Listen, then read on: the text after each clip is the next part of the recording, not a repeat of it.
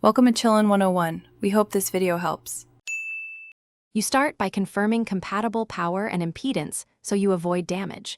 Connect a stable 5V supply if the board requires it, and verify the speaker is 4.8 ohms.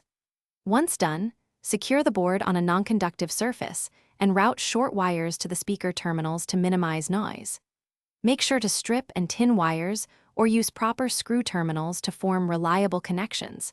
This reduces resistance and prevents intermittent audio. Now you're ready to move on to signal wiring and pairing.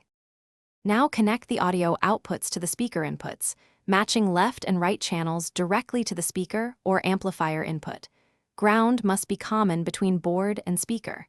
You use twisted pair wiring to reduce interference and keep the runs short.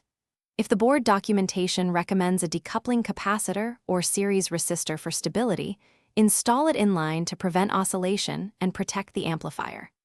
Once wired, visually inspect joints and tug test them. Secure cables to avoid stress that causes cracks later.